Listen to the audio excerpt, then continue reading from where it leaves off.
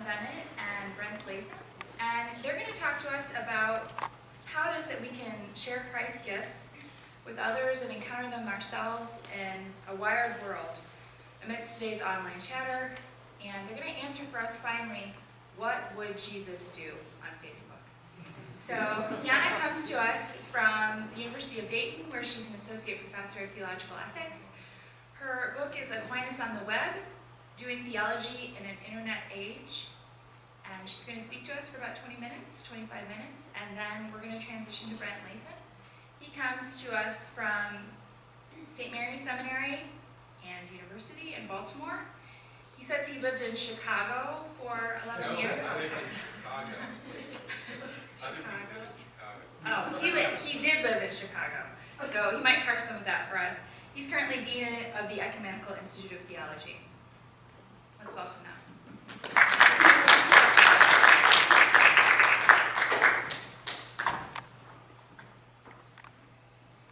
Thank you very much. I am honored to be here, and I think I need to make sure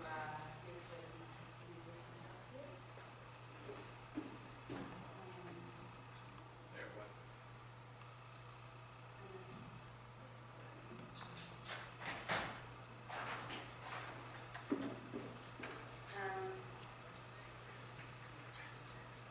Did I? I'm sorry. There we go.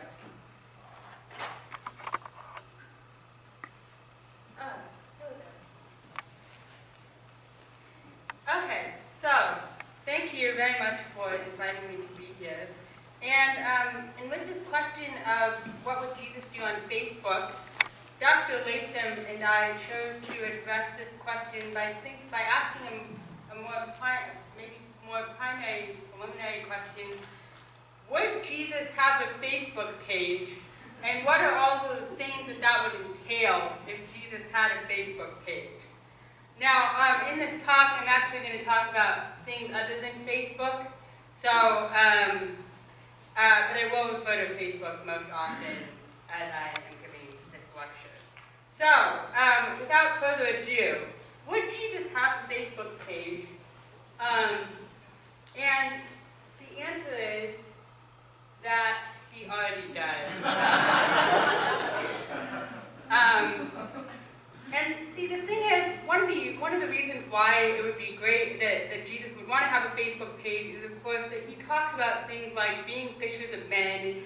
In Matthew 28, he talks about how we should go into the world and baptize. And so, one of the arguments for why Jesus would have a Facebook page is that we should be evangelizing other people, and one of those ways is by going to Facebook and doing that. Douglas Estes, and there's a huge number of Christians who would agree with this position, who would say this is exactly why Jesus would have a Facebook page, that we should be about evangelizing and we should be about making disciples of Jesus Christ.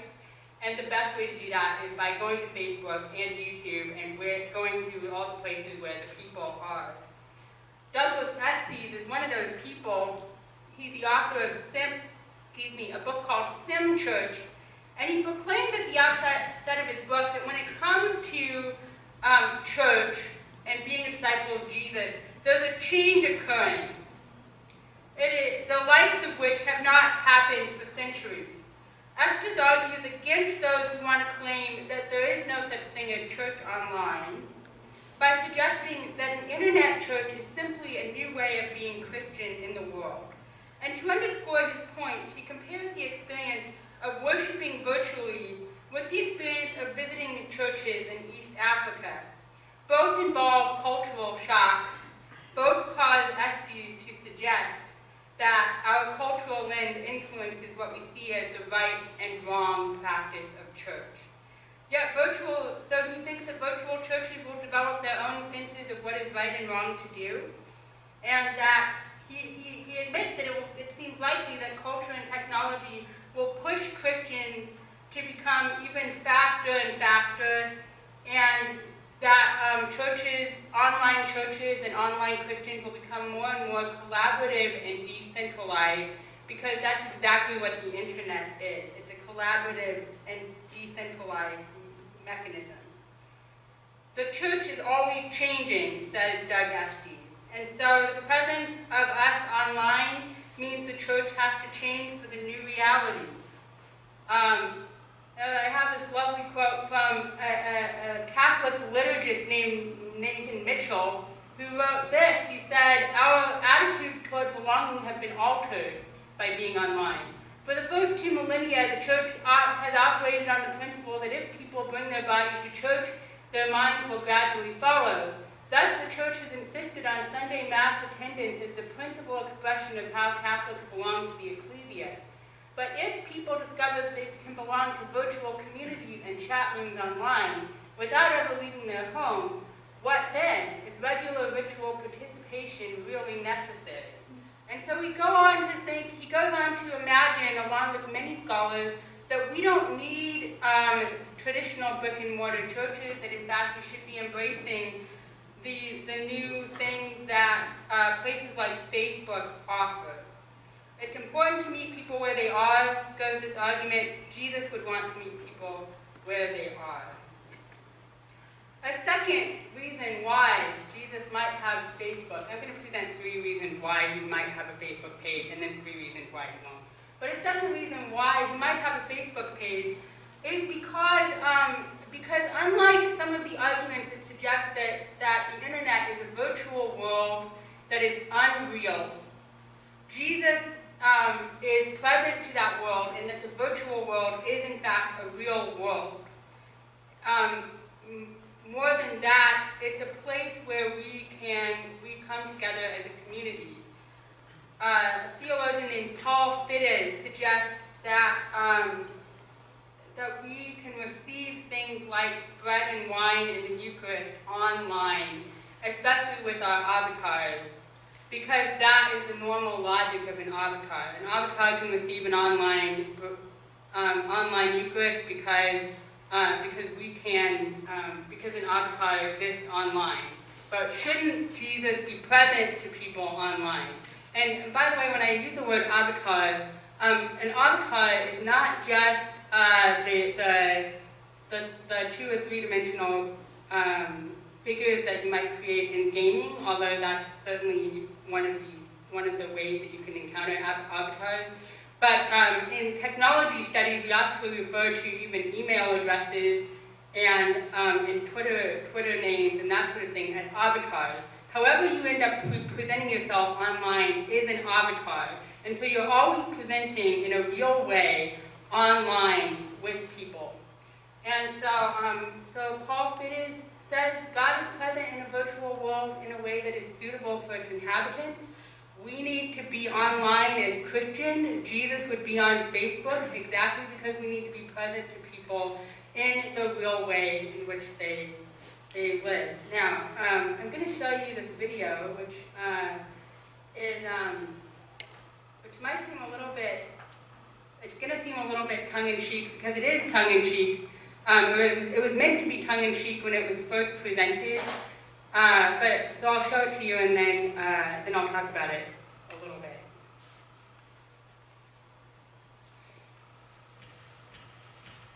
A family shouldn't have to wait until Sunday to worship the Lord. Amen. Now you can go to church every day without leaving your home. Introducing Mass, We Pray. The wireless cross controller detects movement in 3 dimensions. Every twist of the hand and nuance of a blessing is recreated on screen. Use it to participate in more than 24 unique and exhilarating ceremonies. Be sure to try them all. The more you play, the more grace points you collect. Then trade in your grace points to unlock the holy mysteries. Add the kneeler accessory and get off the couch and into the action. To extend the experience, download the 7 Sacraments and Holy Rituals expansion pack. Featuring Ash Wednesday, Conduct the Choir, Transubstantiation, Taking Collection, Holy Matrimony, Holy Procession, Genuflecting, and many more. Bring your family closer to heaven. Mass we pray, only by PrayerWorks Interactive.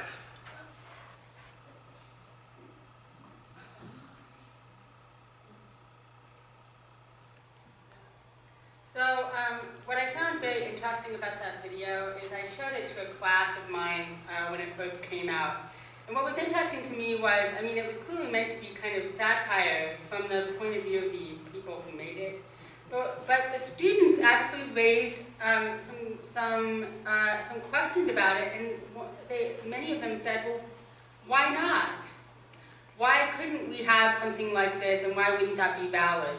And it raised some of the same kind of questions that you get with watching something like Mass on TV, or watching an EWTN adoration, or something like that. So some of the same kind of questions that we have often had about technology get raised here, and one of the ways that people answer that question is to say, we need to embrace our technology in order to respond to Jesus more in better ways, and again, to meet people where they are. A third reason why we might use Facebook, or why Jesus might have a Facebook page, is because Facebook and other forms of social media are seen as democratic and freeing. And this is the kind of story that we tell about Facebook and other kinds of social media. That when we participate in them, we're participating in online communities where anybody can have their say, anybody can say what they want to say, and we can participate in a free kind of way. The advantage of, many people talk about the advantage of, for instance, going to church online, is that you can go to church in your PJs. The picture that's on the bottom here, which is a little bit difficult to see, is a picture of a church worship service in Second Life. I don't know how many people might know about Second Life, but it's an online platform where you develop an avatar, in this case a two-dimensional avatar. You choose the clothes and the hair and all that sort of thing, much fancier than email avatar. And you can move around in this world, you can visit different places, and you can participate in church services all from behind your computer screen, and you can be wearing PJs and go to church. And people like the flexibility of that, and they like the ability to not have to be restricted by what they name as the heaviness of offline churches. Again, it's about Jesus meeting me where I am, and I can meet Jesus where he is too, online. And then a final argument in favor of Jesus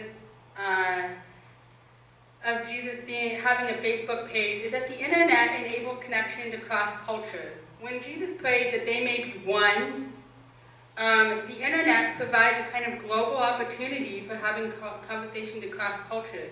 For example, I participate in an online prayer group that is mostly peopled by, most of its members are from a variety of African nations. And we get together once a week, and we talk about the week's lectionary. This is not something that we could do, obviously, on a regular basis if we were offline. And this is one of the advantages that people talk about with being online, is that you have this advantage of meeting people from many different cultures. And isn't this, in fact, a real manifestation of the global church? Don't we have, in our online capacity, an ability to meet people from across the world and interact with them in real ways that we just wouldn't be able to interact with if we were offline? So there's all of the yes reasons. There's some of the many yes reasons why we might say that that Jesus might have a Facebook page, and that in fact we as Christians might emulate that aspect of what would Jesus do on Facebook. Well, he would have a Facebook page. He would be involved in technology. So we might emulate that ourselves by being as involved in technology as we can. And indeed, there are many churches who hold to this kind of view and who want to do that. Now I want to complicate that a little bit, though, by raising some of the significant concerns about Facebook and other forms of social media. And here are some of the reasons why the picture they painted it thus far, they think a lot more complex than I think some of the standard narratives of the internet, the democratic and open space, and isn't this great opportunity to meet people on globally, and this is where the people are. We should meet them where they are. It's a lot more complex than that. One of the aspects in which, one of the ways in which it's complex is that it raises questions about gullibility and lying. And so, of course, one of the questions we want to ask, I want to ask anyway as a theologian about following Jesus, who proclaimed himself to be the way, the truth, and the life, is shouldn't we be about truth-seeking in a way? And there's all kinds of ways in which the internet fosters deception and lying. I'm just going to tell one story about this, which is this is a picture of a church also in Second Life called the Basilica of Second Life. And what I find kind of interesting about it is that it is a beautiful spot. In fact, when I first went there with my avatar, I kind of walked around, and it looked and felt a lot like I was, standing in St. Peter's Basilica, standing in one of the other kind of great basilicas of the world, except that I was online. But they had such detail in the pictures, such detail on the floors, that, it was just an awesome piece of digital architecture, right down to the details of the tapestries and that sort of thing. This particular basilica comes complete with a monstrance, with an old-fashioned confessional, with places to kneel. You could pray the rosary if you want to. So there's a lot of different things that make it look and feel like a church. Now, most of the times that I went to this church, there was no one actually in the building. But maybe on the third or fourth time, I finally encountered someone who was dressed like a priest, weirdly like a 19th century kind of Greek Orthodox priest, so not even wearing contemporary Greek Orthodox clothing. It was a little weird to be visiting a thing that looked like a Roman Catholic basilica, meeting the priest-looking guy in 19th century Greek Orthodox guy. So that was a little weird, right? But what was weirder is that he comes right up to me. I've never met him before online in any capacity that I know of. And he comes right up to me immediately. He says, "Do you want to make a confession?" And I was like, "Whoa, make a confession? What do you mean?" And this was, by the way, as part of the research that I did for my book about theology online. I went to Second Life because so many theologians have talked about Second Life as really and other places like Second Life online as these really awesome, great places. This is where the church ought to be. This is where Christians ought to be. So I was like, well, cool, I'll go try it then. So anyway, I was really kind of curious from a theologian point of view. I kind of think that confessing online is kind of sketchy in a number of ways, some of which will become clear as I talk some more. But anyway, he asked me right away, "Do you want to confess?" And I said, "You hear a confession?" And he said, "Yeah." And I said, I was wondering if there were other sacraments that were offered online, which I would find even more problematic. I found it very problematic if there was a monstrance in the basilica. Anyway, we can talk about this in the discussion afterwards. But I said, "Are there other worship services?" And he said, "No." And I thought that was kind of interesting that there was confession, but there weren't masses, there weren't baptisms or anything like that. Okay. So I thought, what would it mean to make a confession online to an avatar who looked like something like a priest, although not a 21st century priest? And what would it mean to confess to someone who I don't actually know, but who kind of looks like a real person? And what would that mean to try to participate in the sacrament online, putting that in quotes, because Catholics understand it as a particular moment of God's grace, and it requires a physical presence and that sort of thing. What would that mean? Of course, some Catholics talk about this as great because it would, say, remedy the Catholic priest shortage, for instance, if you could confess online. But And this was around the same time, when I was doing all this research, this was around the same time that the iPhone app came out for confession. I don't know if you remember that, but like everybody was all the secular media were all of a sudden going, hey, you can confess online, isn't this great? But that's not really what the app was about. The app was really just this, kind of standard thing that you get at the back of a church on how to like examine your conscience. So it wasn't really that interesting and new. Anyway, to fast forward a little bit, I left, but I was interested enough in this conversation that I wanted to come back. So when I came back, I found a different guy there, and he came up to me and he said, oh, I haven't seen anyone else in the church, how interesting that you're here. And I said, yeah, well, I met one person last time I was here, and it looked like a priest, and he asked if I wanted to make a confession. And what I thought was interesting is the other person in this conversation, who again is an arbiter online, he said, oh, you have to be careful about that. You never know if it's really a priest who's there. And I said, yeah, that's true. Then the next question that he asked me was, do you want to have sex with me? And he started giving me, if you know Second Life at all, you know that you don't go to Second Life already having certain body parts. And you have to be given things like lingerie and stuff like that. So he started giving me these gifts. And it was a very abrupt turn in conversation. And made me very much made me feel, talk about like the ways in which we present ourselves online and the kind of deception that's going on, because all of a sudden I felt very much like I was on the verge of this kind of adulterous kind of thing, which was weird, because I was online. So anyway, I got out of there fast, but it raised all kinds of questions that we could talk about later, but all kinds of questions about honesty and what's going on. I could give one more story about that. My colleague, Kelly Johnson, writes on poverty and economics and beggars at the University of Dayton, and she happened to be with me one of the times when I was, tootling around in Second Life, and she said, I wonder where all the beggars are in Second Life. So we went and typed in beggars, and it turned out that every last single homeless shelter in Second Life was a front for XXX rated music. So it was a very interesting kind of commentary. I'm still not sure what to make of it all, but the main point here is, maybe the answer to this question, would Jesus have a Facebook page, is no. Because the potential for deception is really great, and would the Lord of Truth do that? Another question that I think we might ask is, I think the argument for Facebook and for Christians participating on Facebook is that you have to innovate or die. And I'm not entirely sure that is the case.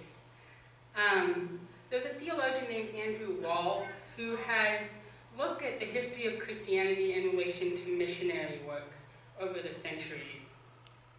And one of the interesting things that Andrew Wall does is he compares different epochs in Christianity, and he thinks about what's going on there. How has Christianity been lived over the past 2,000 years?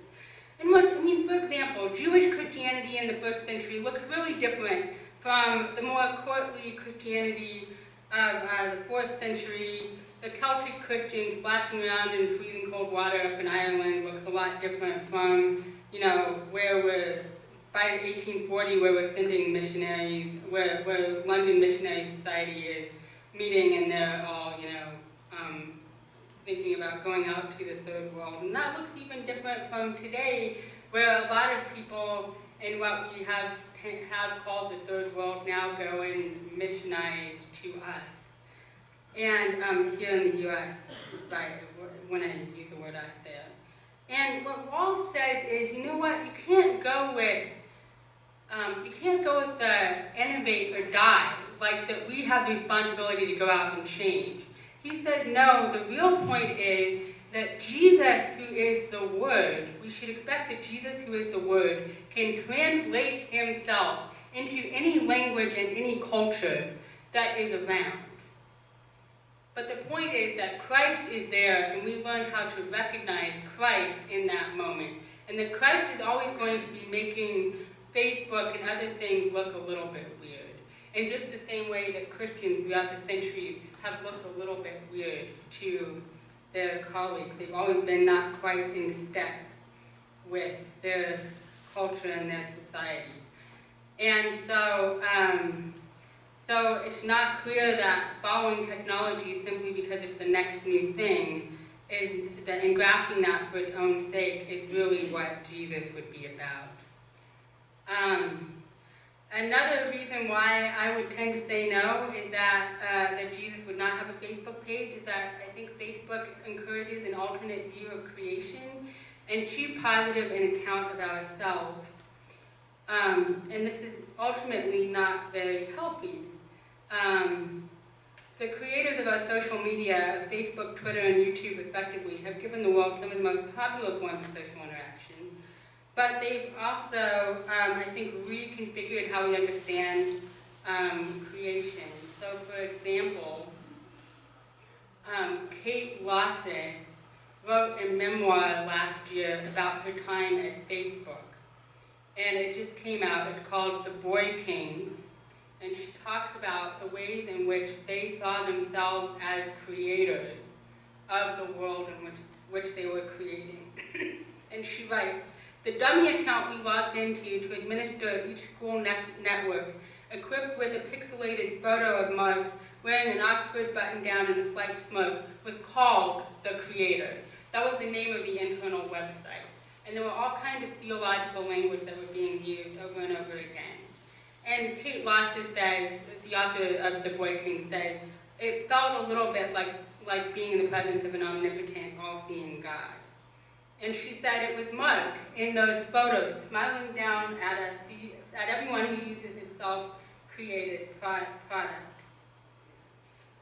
The difficulty with that is that, for example, Kate Lawson gets into gender questions, and she suggests that because Facebook kind of emerged out of a frat boy culture, it was driven by users contributing to a kind of all-day, all-night party, fueled by their updates, a party that anyone could slip into and observe just by creating a profile.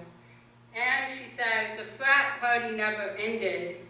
Though the site has long since shed a kind of image of fraternity stuff, it still remains at the core of the site, shaping our experience. And the way in which it does that is because people feel constantly like they've got to be there, and they're constantly driven by anxiety of how am I presenting myself on Facebook. A lot of people have the sense of, I do this too, a lot of people have the sense of, that's the perfect thing to put on Facebook. This is, how can I name this event on Facebook? How can I put this in the perfect 140-character meme on Facebook, right, or on Twitter, that sort of thing? How can I do that, right? It's all about presentation, and that we end up having a kind of anxiety about that. And so one of the things that people have been critical of, one of the things that a lot of feminist theologians have been critical of, is the way in which this is reshaping, for instance, our second shift work. That feminists used to talk about second shift work as going home and having to work all over again at taking care of the children and doing the laundry and that sort of thing. But now we talk about second shift work as, now we start hearing about second shift work as being online and having to figure out how you're going to present yourself and having to think about that. And the difficulty with this is that, that's Kate Lawson, that's the author of the book. The difficulty with that is that there are studies that suggest that there have been many studies that have been done on the kind of anxiety that we have regarding this kind of presentation. And so one of the most recent studies has looked at the gender stratification of men and women, talking about being addicted to the internet, or feeling actually suicidal about Facebook sometimes. Double the rate of men, but still for women it's double the rate of men. Almost half of women feel that degree of anxiety. But you can tell, even a quarter is not, I think, a good thing. So there are all these kinds of questions that I think the internet faces us with. Sherry Turkle, in her book Alone Together, writes, always on and always with us, we tend the net, and the net teaches us to need it. And so this is one of the serious questions we have to ask is the internet teaching us to need it more than we need Jesus? And I think one of the questions is, yeah. One of the answers is, yeah. It's teaching us to need it more than we need Jesus. I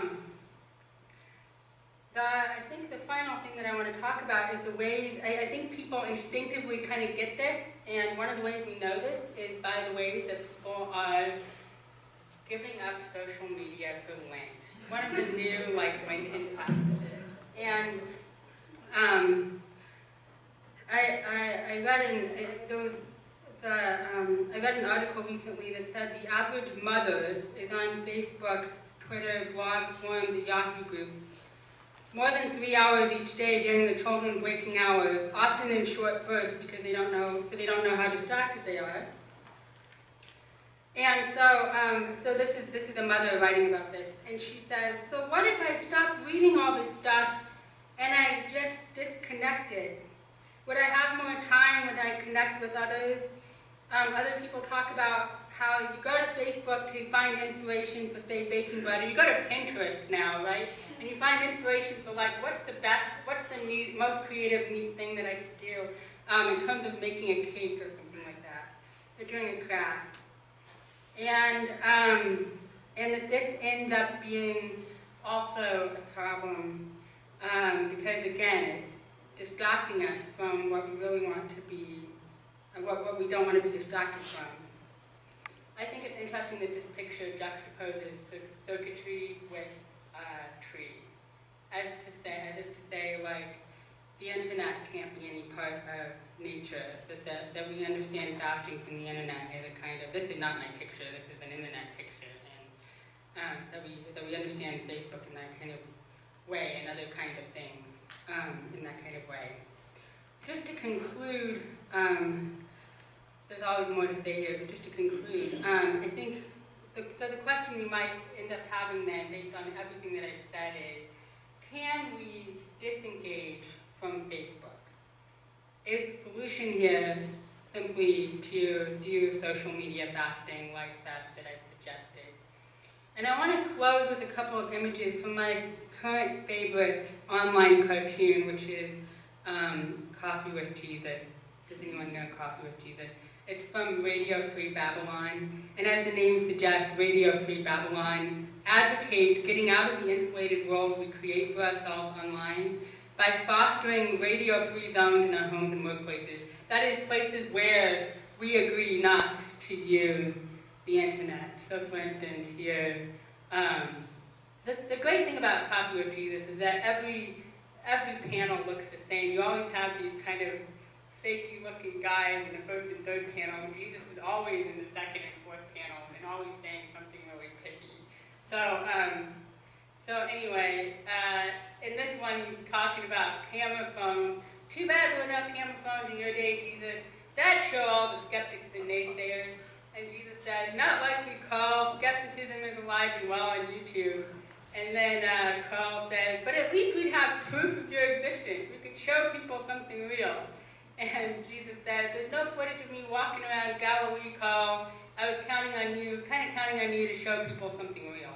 And so Radio Free Babylon, it's interesting because Radio Free Babylon uses the internet to disperse its information. It uses the internet to talk about the need for having places in our homes, in our workplaces, our dorm rooms, and that sort of thing, where we aren't using the internet, where we aren't always online. But, so what they're advocating for, and what I think I would ultimately advocate for, is being extremely reflective about what we're doing, and having a better sense about this. So I'm closing with this one. This is also Radio Free Babylon. The naivety of the Sermon on the Mount.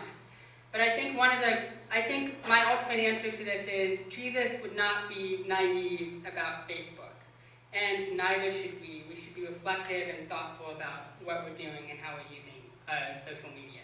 Thank you.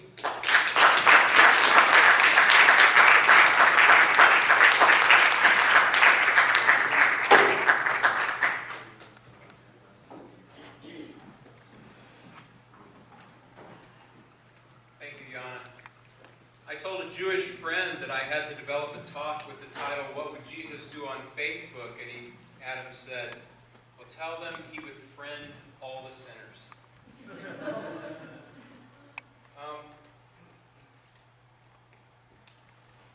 Honestly, I'm anxious about a couple of things tonight. The first is that I don't have such cool technology as Jana does to show you. The second is the more I worked to prepare this, the more I felt like the old curmudgeon whose job is to say no. So I read back through Pope Benedict's series of addresses for World Communications Day, and he reminded me, and I'll seek to remind you by mentioning it, that social networks arise out of fundamental human needs, and they are nourished by aspirations rooted in the human heart. And however we may want to question what they're doing to us or what we should attempt to do with them, we don't want to miss the fact that they do arise out of these needs. While I continue to talk, would you, my tech person, come up here and get this ready, because it has disappeared and that's not what I want up there. Can you do that for me? Thanks. We worked this out beforehand, and I just wanted to prove that I'm technologically inept. So what would Jesus do as a cultural phenomenon that's nearly spent?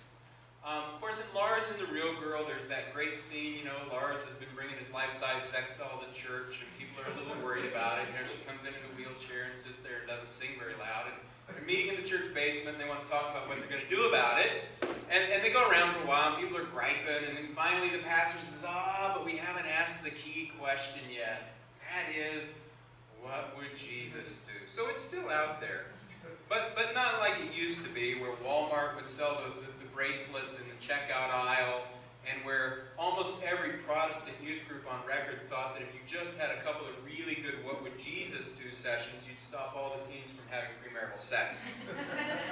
So for about a decade, my first lecture in my Christian ethics class was always called "What Would Jesus Do" is not the question. Why WWJD is an inadequate ethic. And that's a 75-minute lecture that I can't give tonight, but I do want to give you the three-minute highlights. And they begin with the fact that WWJD is a phenomenon that's over 100 years old. It roots in a 1907 novel by a pastor named Charles Sheldon called "In His Steps." Sheldon wrote the novel when he was pastoring in Topeka, Kansas, and he wrote the novel a chapter at a time, presented those chapters on Sunday nights as sermons. And you know why he did it? Because he wanted to leave the pastor and become a novelist, of course. Okay, the reason he did it is that he wanted to attract youth back to church. He wanted to attract young people back into church.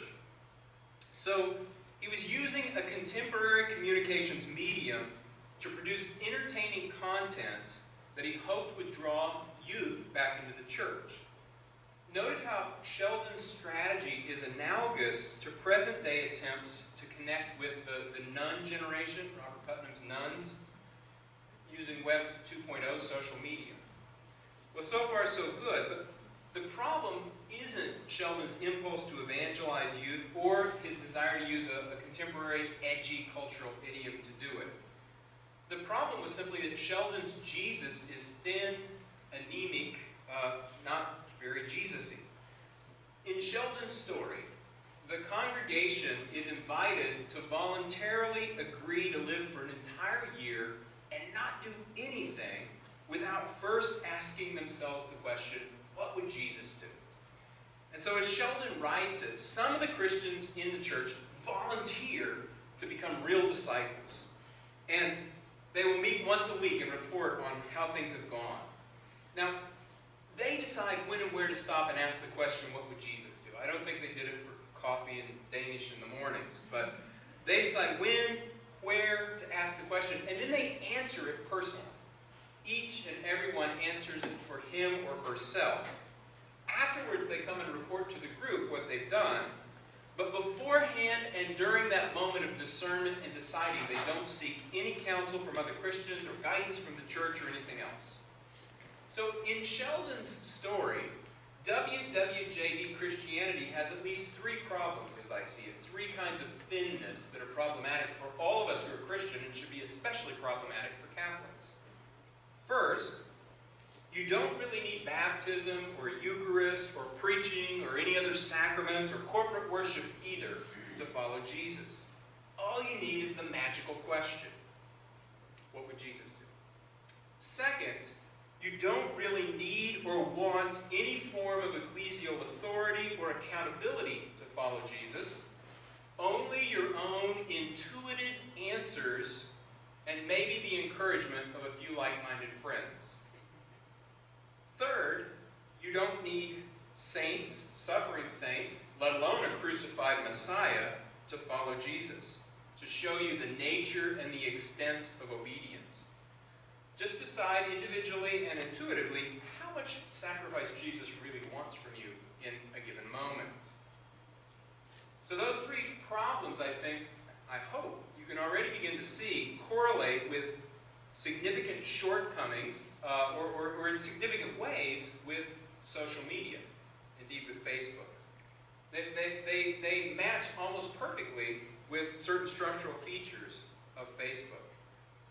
Remember, first, Sheldon's WWJD Christians don't think they need the sacraments or corporate worship to follow Jesus. And that comports rather well with what Charles Taylor, the philosopher, has called the excarnating trends of modern technology and computer-based entertainments. Excarnation offers us reality, not reality. Now, to come back to that point, I'm from Chicago, 60625. It's in the city limits. I'm not from Chicago. I'm from Chicago, not the burbs. Social media can offer us sacraments, but not sacraments. Excarnation asks us to have a semblance of reality, not the real thing. The Pontifical Council for Social Communications put it pretty bluntly in 2002, quote, "There are no sacraments on the internet, and even the religious experiences possible there by the grace of God are insufficient apart from real-world interaction with other persons of faith." Close quote. The internet can get you a long way, but it can't get you to sacraments because sacraments require material elements and bodily action and the real gathering of real people face to face. But the second reason that Sheldon's WWJD ethic does square pretty well with social media is that the WWJDers want a discipleship formula that delivers them from ecclesial authority, putting them autonomously in charge of their own spiritual lives. In fact, they sound like the very first group of "we're spiritual but not religious." WWJD, I can be spiritual but not religious. And that comports pretty well with what is called the third wave of media change. The third wave of media change flies under the banner of digital democratization. Digital democratization is the fact that in and through the internet, we're now, in a sense, in control of we have our own authority over what we will attend to. The second wave of media change was the advent of massive broadcast industries. Now, who controlled what you paid attention to in the second wave? The programmers who decided what was going to be on television, what was going to be played on the radio, what would be printed in a newspaper or a magazine. The third wave democratizes that because it puts us in charge. We choose. Finally, Sheldon's WWJD Christians wanted to achieve sanctity, to become holy, without submission, surrender, or sacrifice. And I noticed just this week, Facebook promises me the same thing. One of my dear friends, one of our dear friends, sent both of us, Jana and I, an email inviting us to go to his Facebook page, follow a link from there to State Farm Insurance, where we could vote 10 times a day for his church's Urban Garden Initiative. And by that minor sacrifice of our time, his church might win $25,000. Now, State Farm, of course, is not interested in feeding the urban poor in Jesus' name.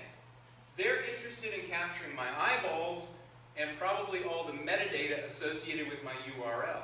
So they want me to just keep going back to their site. But in the process, I've been invited to make the extreme sacrifice of Facebook clicking on a regular basis. So it turns out that Jesus, who simply cannot, or at least refuses to be himself, to be Jesus without his sacraments and his authority and his sacrifice, doesn't fit all that well into Sheldon's book or into a Facebook world either. Or if you want to flip that on its head, if only Jesus had been on Facebook with its excarnating, democratizing, and diminishing trajectories, he might have realized he didn't need to go to the cross after all. He could have just clicked and voted. Well, if WWJD is a rather inadequate ethic, let's refocus from such a problematic question to a better answer. In his book, God's Companions, Sam Wells begins with a very provocative, stunning sentence. God gives his people everything they need to worship him, to be his friends, and to eat with him. God gives his people everything they need to worship him, to be his friends, and to eat with him. Since we're talking about Facebook, obviously I'm going to go for the center, right? To be his friends. Well, it turns out I want to look at the first and the third. What if we focus for a minute on what God gives us to worship him and what God gives us to be his friends? In Wells' book, and rightly so, in the end, what God gives us for all three of these things is Jesus, the body of Christ. Jesus himself in his corporal body, Jesus in his ecclesial body, Jesus in his sacramental body. But I want to focus first on worship, then on eating with Jesus. So God gives us everything we need to worship him. Jana has taken us to a couple of cool Facebook or Second Life churches. So I want to step back from that more direct question of whether you can worship God online to ask whether worship shapes us well, whether Facebook, rather, shapes us well for worship. And to do that, we need to notice that Don Salyers and other liturgical scholars have suggested that there are deep emotions called dispositions or affections that are both cultivated by worship and that are necessary for fulsome and faithful worship. Some of those dispositions or affections that help us to worship well include awe, delight, honesty, hope, and gratitude. Now we can ask the question of how Facebook can deepen in us predispositions to be awed or delighted or honest or hopeful or thankful before God. And Jana has already talked about honesty, but I want to name one more dimension of the honesty piece that she's already laid out for us. And that is that Facebook exaggerates and amplifies a tendency that sociologists call reflexivity. Reflexivity. Facebook requires us to create an avatar. In fact, all social media do. Jana has made that point. You simply can't be there without having to create some form of self-representation. And the fact that you have to create that form of self-representation and then constantly tend to it develops in you a certain self-consciousness about, even an anxiety about that self-presentation. So reflexivity is both our heightened awareness of being perceived, and our taking greater care in managing those perceptions. Now when you look at the difference, the gender difference in data about feeling addicted to Facebook, does this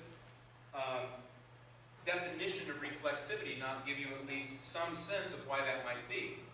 Living in a culture in which quite often women, even more than men, are habituated and conditioned to assume that they have to be, in a heightened way, aware of that self-presentation. Now, reflexivity is also already significant in our culture. It's been with us for a long time. Advertising has been teaching us for at least 100 years to create, manage, and sustain our identities through what we purchase. Right? But Web 2.0 intensifies that in profound ways. And so my question is, does a regular practice of social media draw us deeper into honest self-understanding and honest self-representation? Or does a regular practice of social media habituate us to be guarded with our self-image and to present a less than true? I know for my own self, I want to put the best Brent forward. It turns out the best Brent is not the true Brent. Which, in a sense, begins to habituate me not to take an honest Brent to church on Sundays either. It doesn't inculcate in me the virtue of truthfulness. Well, what about awe, that near cousin of reverence? Awe and reverence, I'm convinced, grow out of the soil of attending to mystery. Attending to mystery. Now, we don't always know it's a mystery when we begin to attend to it. Rather, it catches our attention and draws us toward it, makes us pause. Think about Moses out keeping the sheep. Attention is caught by the burning bush. He's drawn deeper into the mystery of God, or the things that Emmanuel Levinas says about the human face that can capture us and hold us accountable through the depth of its mystery. The awe or reverence that is elicited through timefully attending to what is mystery will require us to be people who have time and capacity to pay attention. And that's the rub, I think, because a lot of our time with our entertainments and our social media is typically done in ways that diminishes rather than enriches our sense of reverence or our capacity for awe. Specifically, let me name a phenomenon that's part of the way we engage with entertainments, but has also become part of the way that we now engage with social media. Because I'm convinced that really, for most of us, though we may want to talk nobly about social media as a form of communication, we bring entertainment habits to it. We bring entertainment sensibilities to it. The phenomenon I'm talking about is continuous partial attention. The fact that most people are multitasking most of the time. I mean, I haven't actually been watching, but half of you are out there texting even while you're supposedly sitting here getting class credit for listening to me. For example, if you add up the number of hours people say they're on the internet daily, that they listen to music, that they watch television, that they do 2 or 3 other things, you add it up and it's like 27 hours a day. And you say, okay, wait a minute. Last I checked, a day has 24 hours. I bet you even slept 3 or 4 of them. So how do you pull that off? And the answer is multitasking, continuous partial attention. And rather than describe that, I still don't see my icons. They're there, but I can't see them here. That's interesting. I wanted to show you one of the new Facebook Home videos. All right. So Facebook Home is the next new thing. It's a fully integrated app for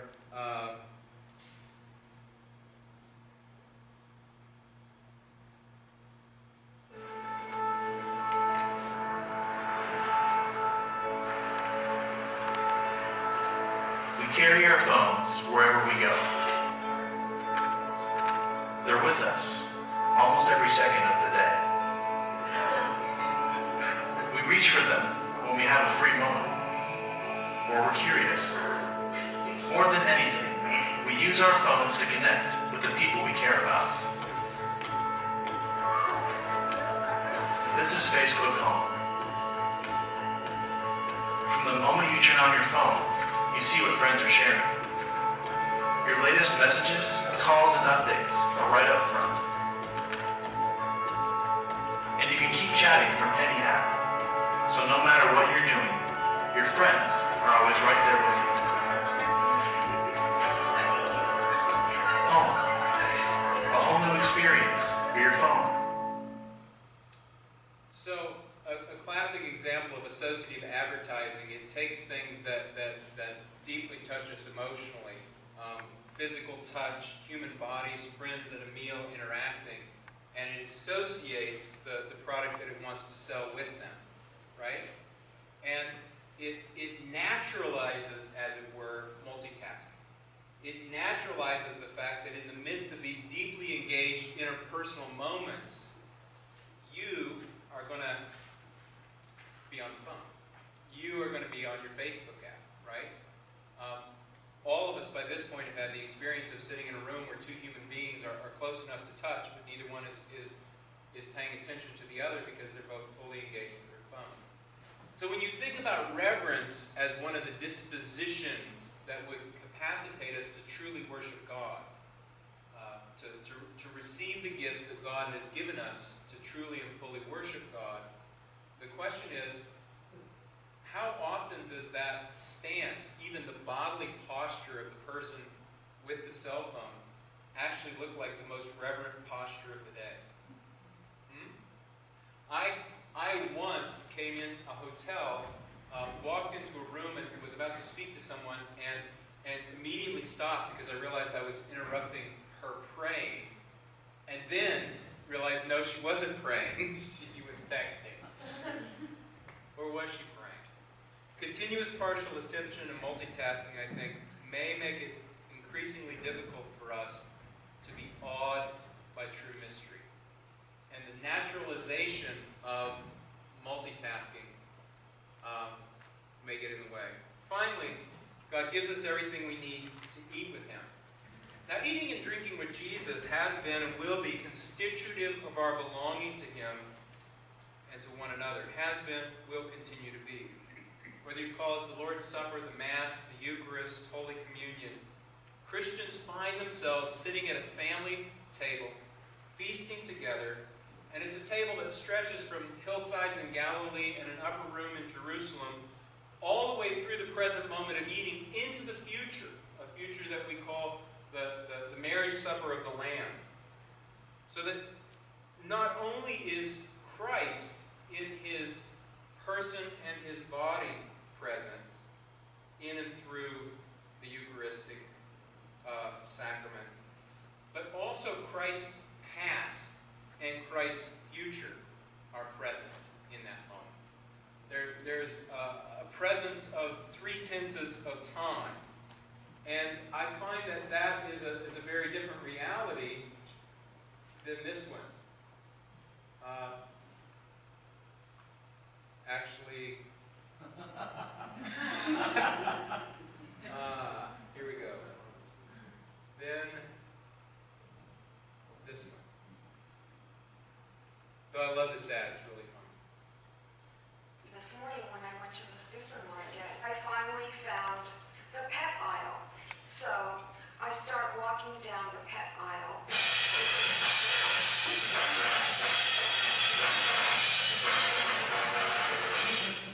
They're seniors now. I got them when they were 2 and 3, but they're now 12 and 13, so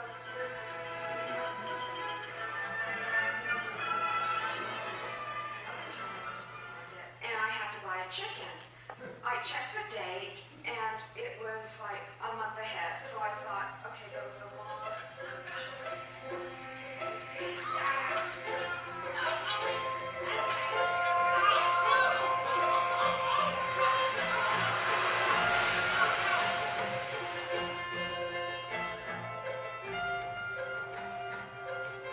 Welcome to Facebook Home, a whole new experience for your phone. Who needs to go to Mass if you could just do that? Especially when your Aunt Sally starts talking about, the chicken on the meat aisle and her cats, right? Who hasn't sat through a sermon or a god-awful talk by some guy from Baltimore and wish that you could make like the snow fall and the ballerina dance on the table, right? But notice what happens here. Sharon Turkle, in the book that Jana has already referred to, Alone Together, says that technology proposes itself as the architect of our intimacies. Technology proposes itself as the architect of our intimacies. In that regard, I would suggest technology is proposing to take a spot that Jesus ought already to occupy. For he is, in fact, the architect of our intimacies. And these days, Turkle says, technology suggests it's the architect of intimacies that suggests to us substitutions that put the real on the run. Well, dinner is funny, and yet for all its humor, it shows us how right Turkle is when Facebook and Android marry themselves together and propose to structure our intimacy not around the face-to-face companionship of sharing a meal together with people that are your family, even though they're annoying or boring or different from you and of a different generation. Nonetheless, it's your family, which is what church is, which is what the Eucharist is. And so this young woman pulls out her phone and gets on Facebook and distances herself from the real opportunity for intimacy that she's sitting in the midst of. Distances herself from that real table fellowship and delivers herself into the present moment, or the 10 seconds ago, or 3 minutes ago, or 5 minutes ago, of what her friends are doing, right? Because you know how your Facebook feeds works. You're never reading about stuff that's happened much more than an hour ago, right? So, whereas Jesus in the Eucharist brings a past that stretches all the way back to his own ministry in Galilee, and a future that stretches all the way to the kingdom of God into our present moment, Facebook offers to mediate to us a very different, and I think much less realistic presence. The presence, the imagined presence of absent friends who can deliver us from boredom. In the end, though, I think only God can do that. So, thanks for your time tonight.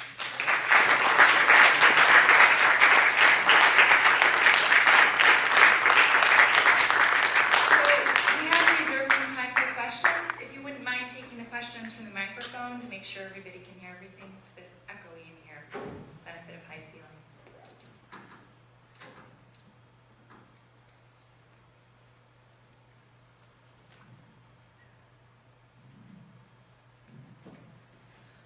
Thank you so much for those presentations. It was really interesting. And as someone who's really invested in both Christianity and internet culture, I think it's important to look with a critical eye.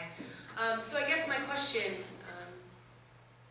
to sort of tie together what you both said, was whether or not, to use, Dr. Laytham, to use your word, whether it's inevitable the ex-fleshman, or like this pull away. Yes, exactly. Is it inevitable as we grow in the internet and as we grow in culture and as the number of Christians using the internet regularly, is that inevitable? Is that something that we're going to have to contend with as a religion? Or is there the potential that those of us who are sort of entranced in internet culture can still maintain the fleshiness that I think seems that you would argue is intrinsic to Christianity? I don't think it's inevitable. I don't think you have to have a sort of permanent ascesis from social media or internet culture or technology for that matter. I do think you need to find practices that keep it in its place, and certain forms of compensatory, as it were, engagements. So, you know, that great slide Jana had of the, you know, the computer chips on one side and nature on the other, and it was kind of, you know, in the presentation it was an either or, right? That's how the site she found it and presented it, but maybe it should have been both and. You know, maybe the more time one spends in social media, the more that, you know, you ought to give compensatory hours outside in the garden or playing with children physically without a technological device, or helping strangers.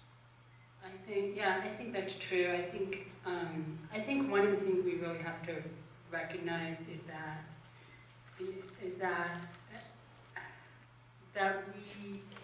I think we tend to think of ourselves as somehow not really real online, And we need to, I mean, that is one of the things that I would say Paul Fittis is right about, even though I kind of critique him in my talk a little bit. But we do need to realize that being online is a kind of real interaction that we have, and that's increasingly important. That, you know, I had pretty much no choice but to register my daughter for kindergarten online this year. So, like, this is a required part of our culture now in many ways.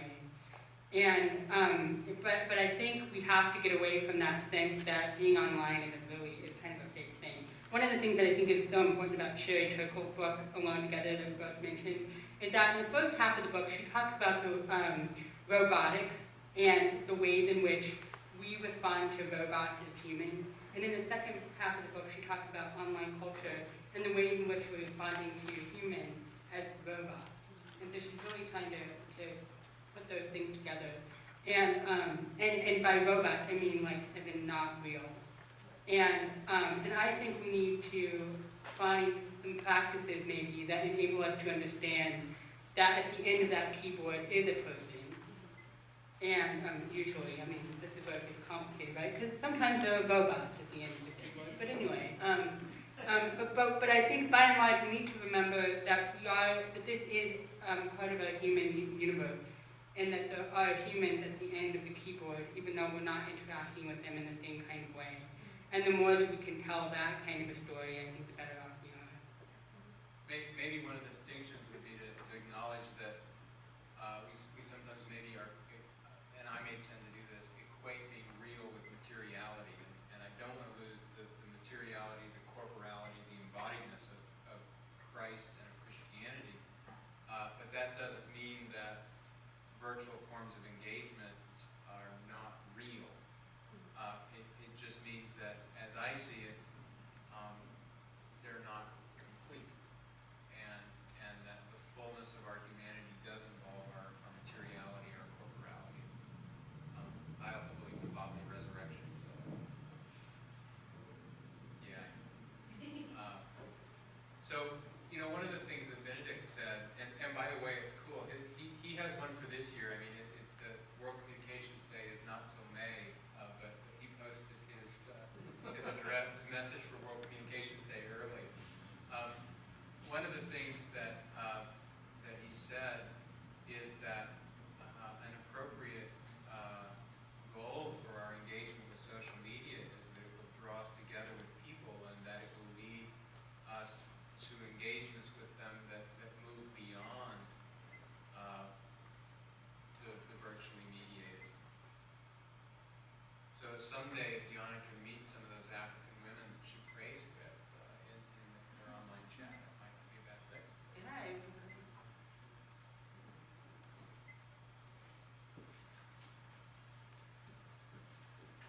By the way, 2 years ago, Jana and I did a workshop in this building, and she was in Belgium, and she came by.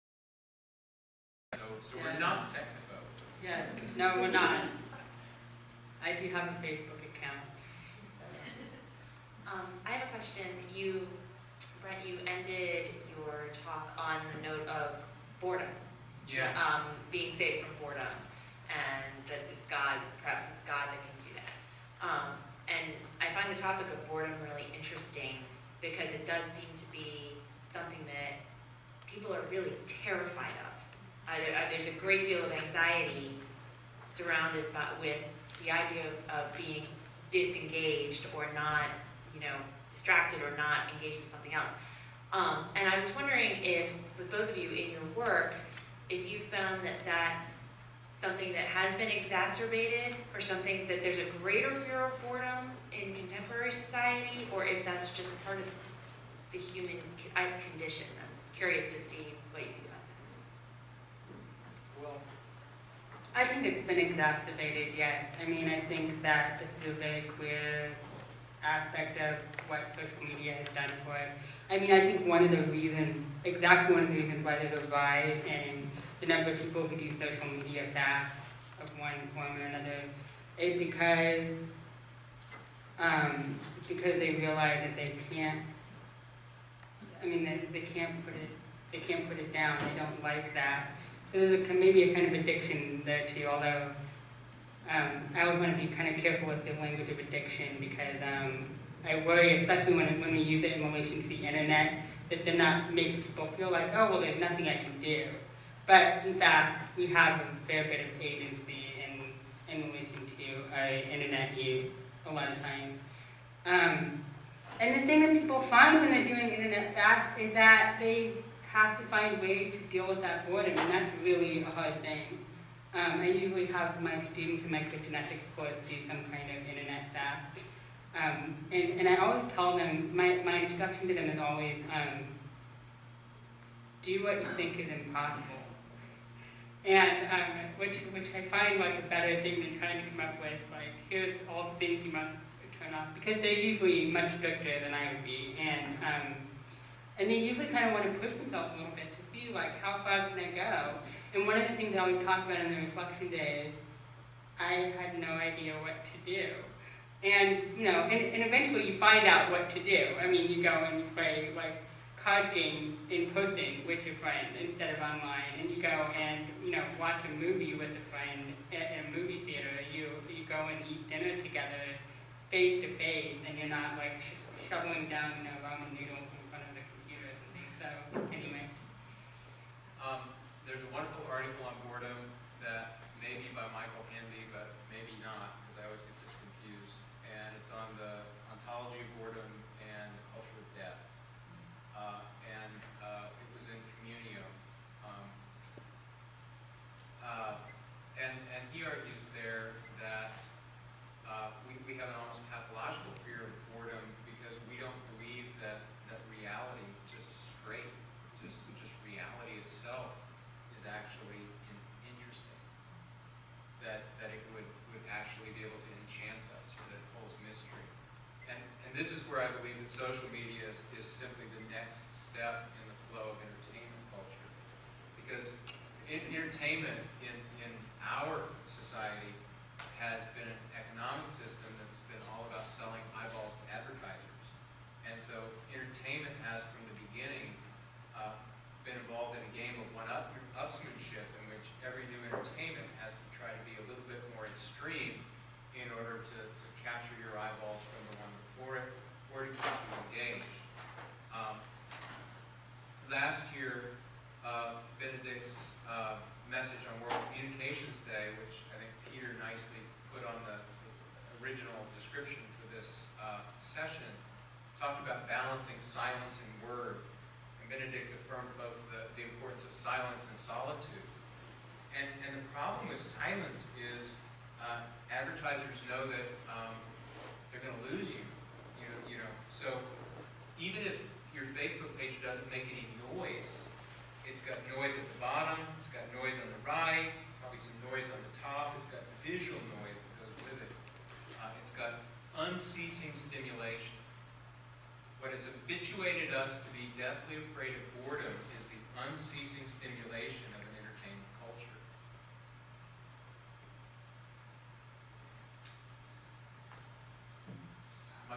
One more an anecdote.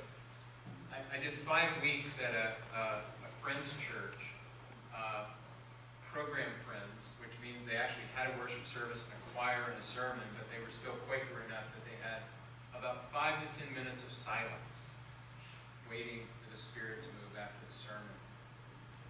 My son was 8 or 9 years old, and I observed him having what was for him probably the most painful 10 minutes of the entire year.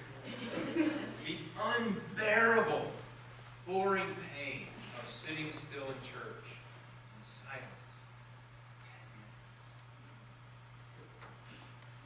Oh, I could just sort of add to that. I mean, it's interesting. So I shared with you the lectionary group that I have online that where we meet and we're from different cultures, and that's very interesting. But I also am part of a group that meets on Sunday nights face-to-face at a local house. And we're kind of Quaker in that too. We read the lectionaries, and then we just, for 2 hours, we're sitting in silence, and then we share things. But I mean, 2 hours, like, it's a very different kind of thing. I am not capacitated for that. And, I mean, I don't think, we didn't start out that way. we started out kind of doing like just a half hour, but I think, you know, it just kind of grew that way. But the main point is, I mean, both of those I think are very important engagement, and this is where we get back to the both and kind of thing. I think it's important to be bored sometimes, or to put yourself in situations where you think you're going to be bored. Anyway, yeah, I think there's always got to be that connection between offline life and online life. Thank you. I really loved your cautious warning against overly optimistic approach to Facebook without demonizing kind of media and the internet per se, which strikes as a very Catholic approach to the topic. My question is to a related subject, and I would like, I'm interested in your opinions and your comments on the use of technology for the liturgy or in liturgical space. So, be kind of priests using the iPod kind of to give their sermons, or the use of PowerPoints. We kind of often see it in evangelical congregations, or what I find also very helpful at times, especially for traveling, the iBreviary application, which I think is also very, very popular to create a divine office. So one of the rules at the seminary where I'm on faculty, but just truth in advertising, I'm a United Methodist clergy person, so I am not Catholic nor a priest, which you can tell. So one of the rules for the daily office is they're not allowed to bring iPod breviaries to the daily office. And it's thought that that's a key part of formation.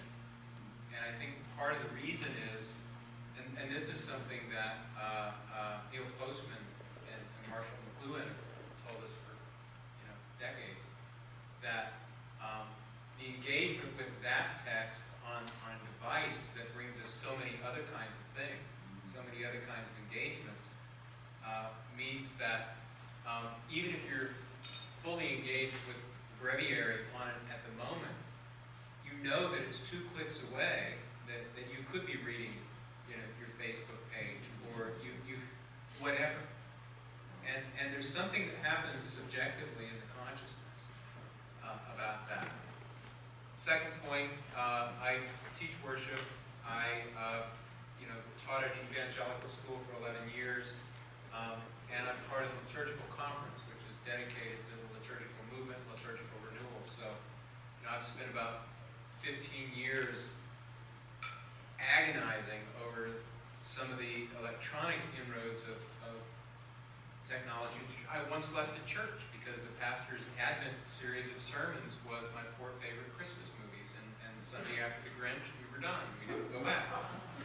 You knew A Wonderful Life was going to be one, but you're a mean one, Mr. Grinch.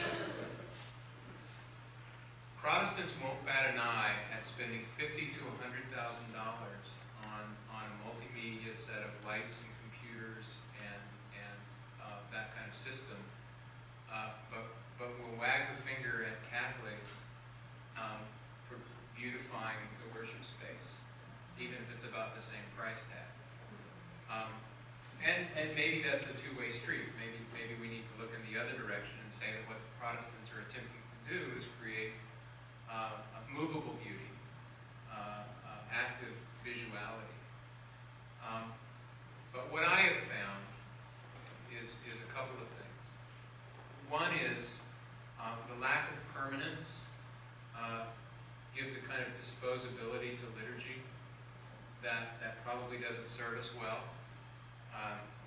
Whether it's something that was projected on a screen and dissipates as soon as you push the next button, or whether it's a bulletin that you throw away or recycle at the end of the service. That one-time use probably doesn't serve our lives well to pattern them into the cruciform shape of Jesus Christ. The other thing that those kinds of technologies have led to is the lack of the ability to sing together in harmony. The lack of the capacity to read and sing musical scores, and thus the lack of the memorization of song and scripture text that becomes a heart language for people. As a Protestant pastor, I could go have communion with a woman who was dying of cancer and was so advanced in Alzheimer's that she couldn't recognize me or her own daughter. But but I could begin the communion liturgy and she could join in, word for word. Okay? The generation that goes to a technology-driven church will never have that in their hearts, in their DNA at that point of Alzheimer's. Sorry. I definitely got on my soapbox. I think I could say, when I was at Duke as a graduate student, we had math on one of the campuses in an auditorium. And what struck me as so funny and ironic the first time that I went there was that right above, so it was in an auditorium, so you had to move everything and you know, set up the whole altar and table and everything. And what always struck me as funny and ironic is when the first time I walked in there, I saw the altar where the mass was gonna be celebrated and everything. And then right above the table was no food or drink allowed in the auditorium. and I was like, oh, that, you know, that's just really pretty cool. But then I think someone kind of figured that out, that was, you know, pretty crazy. So then a couple weeks later, they did the only thing they could think of. You know, it was the first Sunday of Advent I walked in, and they had pulled down the screen, and they had images projecting on the screen, and it was an Advent wreath with an electric candle flickering. And I was just like, oh, please.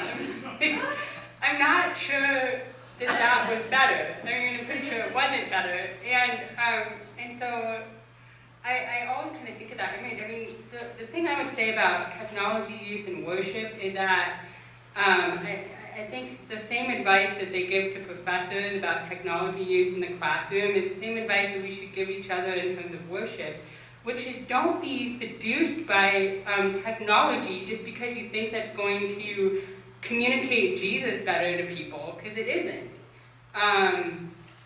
Any more than I'm going to be able, I mean, I have a better lecture just because I use fancy technology or whatever. That's not going to be the case. And I think that I think the production point that we have to really pay attention to. Can I do a shameless bit of self-promoting? The next issue of the Journal Liturgy that's due out, I think, any day, is on, it's a special issue on liturgy and entertainment, and I edited it, so that's the selfless promotion. It has an essay on spectacle by Shannon Ross, a grad student studying with Steve Long at Marquette. That's quite good on that, but really the one that's really good for your question, Jim Kakamo, who's done a lot of work on technology and has, let me put it another way, digital media and the future of liturgy. And so I think that's a really helpful scholarly piece. Last question. I wanted to play the devil's advocate on the online breviary. Because I've used it. Although I use it as a lay person. I think in the case of seminary and priests, it's a different case. And the priests aren't forbidden to use it. I mean, the guys, the priests in training aren't forbidden to use it, period. They're forbidden to use it in but this is the reason why I want to raise this question, because it seems to me it gets to a really, for me, a very essential question. That is, I'd like both of you to consider answering is Christianity by necessity tied to the printed word? No. Oh, printed word? No, absolutely not. You mean the written word? I mean, let's face it. Until printing was invented, it clearly wasn't tied to the printed word. But to the written word, yeah. To the written word. Well, I mean, he did go to synagogue in Nazareth, and he read from the scroll, so he recognized the authority. No peer review. He did have no peer review. Yeah, amen. Thank God. Sorry, I just wanted to throw that off. That's good. It's a good question. I think that there, you know, I would say that now we are. You know, that you could say that from the beginning Christianity has been tied to the written word, which was our Old Testament, and you know, yours is bigger than mine.